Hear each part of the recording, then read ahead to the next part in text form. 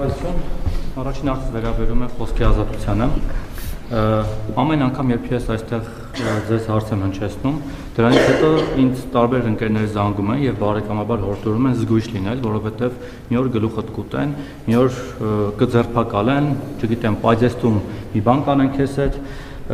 ինչպես տեսնում եք, ես հիմա այստեղ եմ ողջ առողջ, ոչ ձեր կողքին, բայց ձեր առջև կանգնած, այս իմաստով, բայց սա դեռ այսքանով չի սահմանափակում ամեն ինչ, իհարկե ֆիզիկական բռնության չեմ ենթարկվել, բայց ենթարկվում եմ հոգեբանական և այլ տեսակի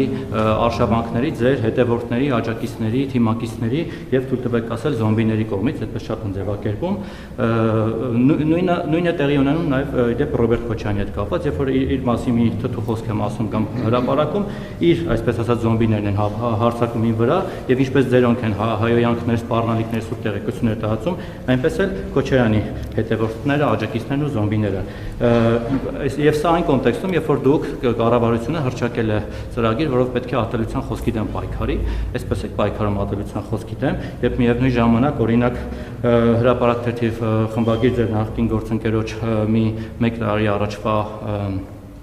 հրապարակման մեջ քննչական կոմիտեն չգիտես ինչու ինչ-որ սահմանադրական կարգի տապալման սպառնալիք էր տեսել, հետո որոշեց, որ պետք է կարճի։ Նույն ձև ձեր թիմակիցները խոսքի ազատության ճնշումների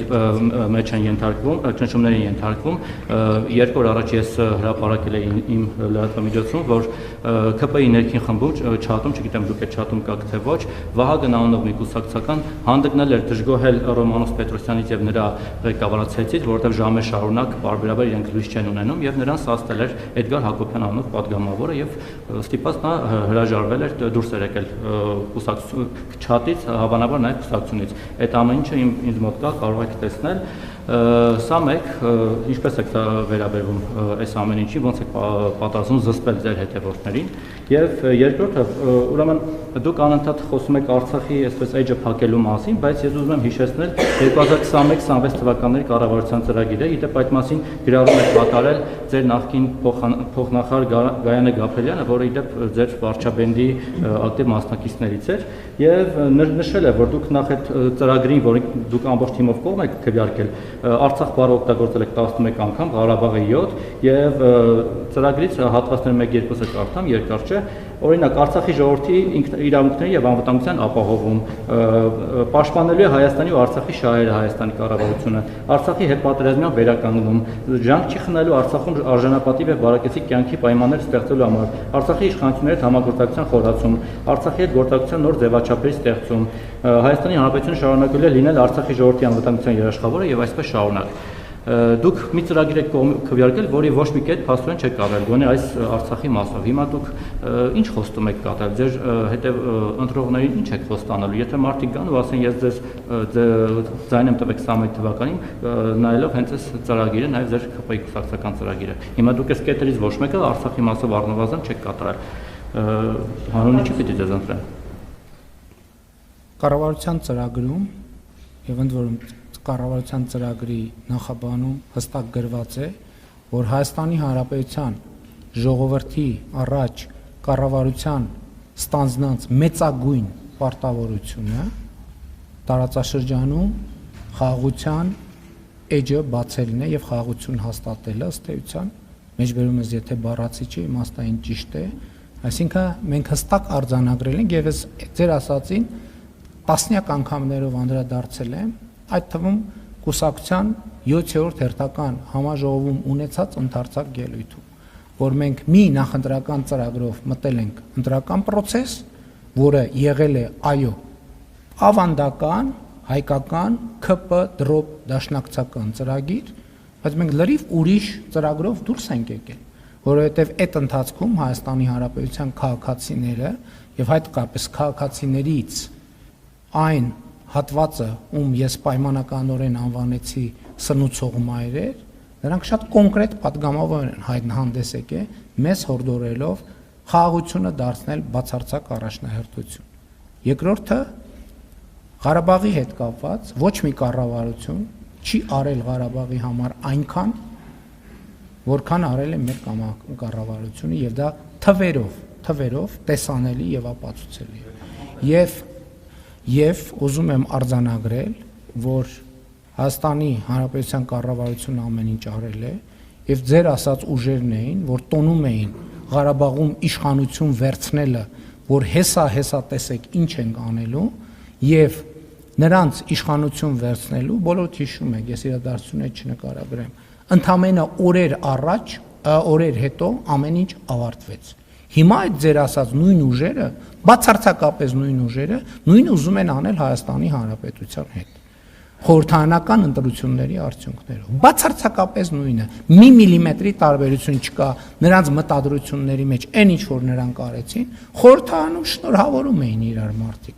որ Ղարաբաղում իշխանությունը վերցրել են, հիմա տեսեք ինչ են անելու։ Տեսանք թե ինչ են անելու։ Մենք հստակ ծրագիր էինք առաջարկել, եւ այդ ծրագիրը մերժվել է հենց ձեր ասած ուժերի հորդորով եւ ուժերի ներկայացուցիչների կողմից, ովքեր Լեռնային Ղարաբաղում ստանձնել էին իշխանություն։ Եվ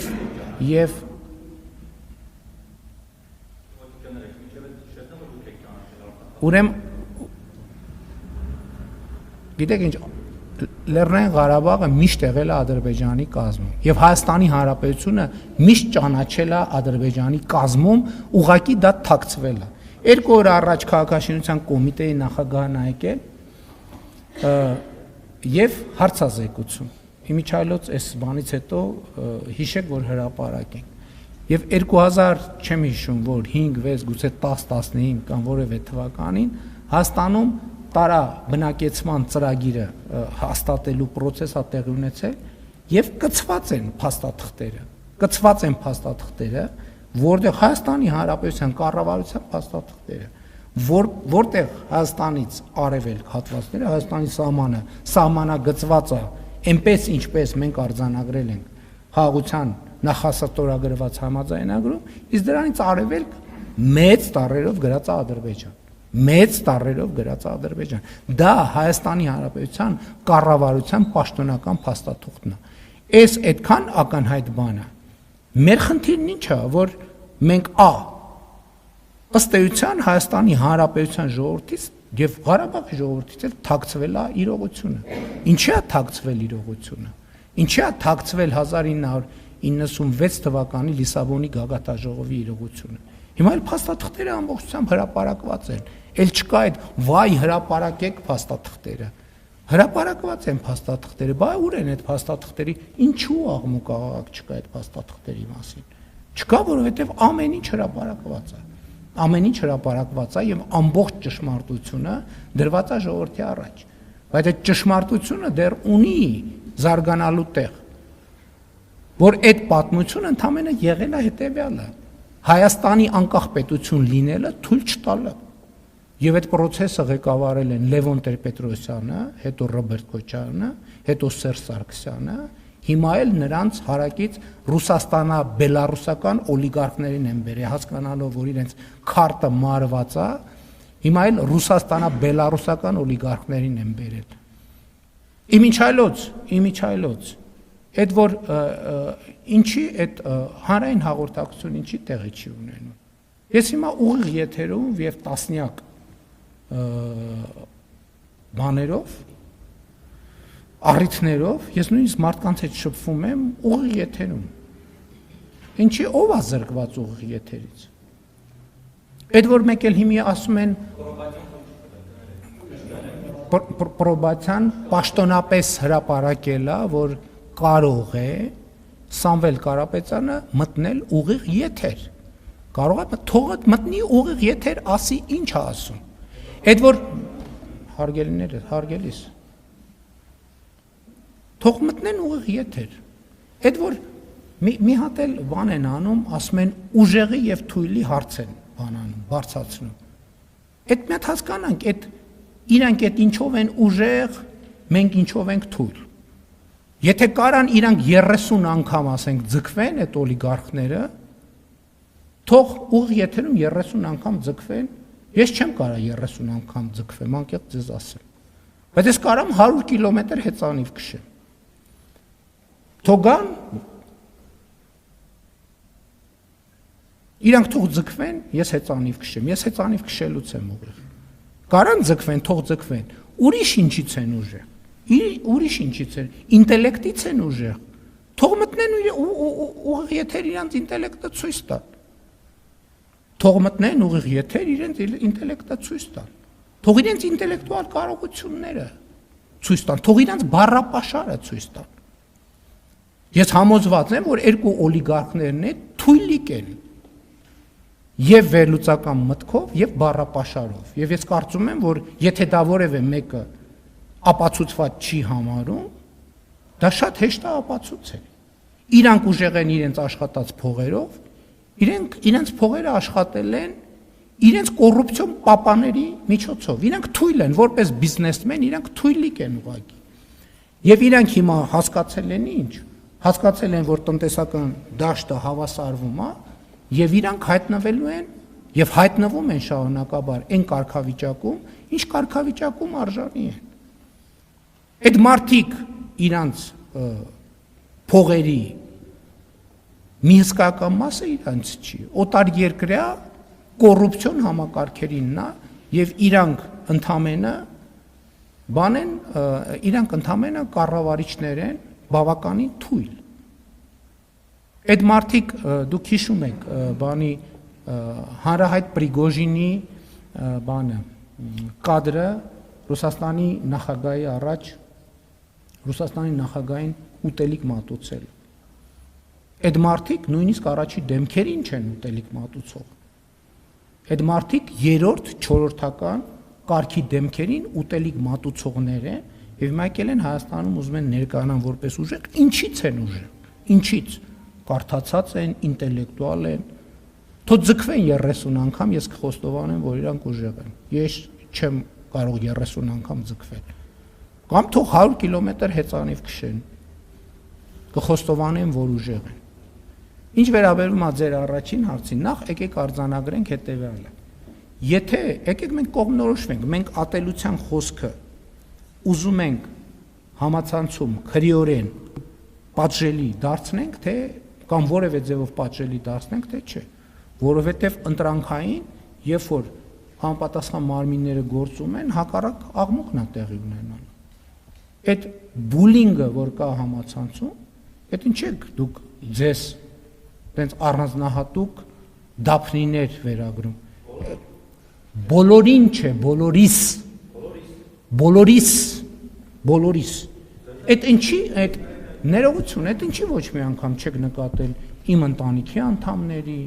իմ մանկահասակ երեխաների, մեր թիմի անդամների նկատմամբ տեղի ունեցող բուլինգը։ Ինչի չեք նկատել, որովհետև ազնիվ չեք, որովհետև ոչ միայն ազնիվ չեք, այլև շատ կողմնակալ եւ կողմնապահ եք։ Ինչ վերաբերում է ձեր ասած ձեր սպառնալիքներին, որ դուք հերոսաբար կենթանի եք մնացել եւ եկել էստեղ կանգնել, ես ձեզ ուզում եմ մի գաղտնիք ասել։ Ձեր 90%-ը 2026 թվականի խորհրդարանական ընտրություններում քվեարկելու է մեր օգտին։ Գիտեք ինչի, որովհետեւ դուք ինձնից լավ գիտեք, որ հակառակ որևէ պարագայում այդ այսօրվա ընտրանքի իշխանություններից որևէ մեկի պայմաններում ձեզ այս նույն գործունեության համար սպառնում է հաշմանդամություն առնվազն։ Դուք դա ինձնից լավ գիտեք եւ ես ձեզ բոլորիդ վերաբերվում եմ որպես մեր ընտրողի։ Դուք չեք կարող ուղղակի 2026 թվականի խորհրդարանական ընտրություններում մեր օգտին չքվեարկել, որովհետեւ հակառակ դեպքում դուք մինիմում մնալու եք անգործ, մաքսիմում ձեզ սպառնում է հաշմանդամության գուցե թեթև, բայց կար եթե շարունակեք օգտվել այնպես ձեր խոսքի ազատության իրավունքից, ինչպես հիմա եք օգտվում։ Ինչ վերաբերում է կոնկրետ դեպքերին, ելի ուզում եմ արձանագրել, որ գիտեք ինչ, ասենք մարդկանց ես աղմուկա, աղաղակա, ինչ որ հետապնդում են, կալանավորում են, հետաքրքրվում եմ ինչ է տեղի ունեցել։ Պարզվում է տեղի ունեցել այդ հայտարարությունն եմ անում։ Պարզվում է տեղի ունեցել հետևյալը, մարդուն հրավիրել են ասելու, որ վարույթը կարճվում է։ Հասկանում եք, օրենք կա, պետք է մարդուն տեղեկացնեն, որ վարույթը կարճվում է, ընթացակարգ կա։ Երկրորդը, ասում են, որ բանակ, խախայցով դիմելա դատարան։ Այսինքն դուք մտածում եք, որ կարա որևէ լրատվամիջոց գրի, որ Հայաստանի Հանրապետության վարչապետը աշխատակցի հետ ակնարկ կանի, որ Հայաստանի Հանրապետության վարչապետը աշխատակցի հետ իր սենյակում ինտիմ հարաբերություններով զբաղված ու դա պետք է մնա անարձակակ, ձեռեք առնում։ Ու դուք խոսում եք արժեքների մասին։ Այդ մարդիկ են, որ չգիտես ում սենյակում, ում հետ ինչով են զբաղված, ուզում են ինձ անձի հարց չի ստեղ։ Ստեղ կարգավիճակի, այսինքն դուք ուզում եք ասեք, որ ես Հայաստանի Հանրապետության վարչապետի կարգավիճակը եւ Հայաստանի Հանրապետությունը չեմ հարգում, մտքներով չանցնի։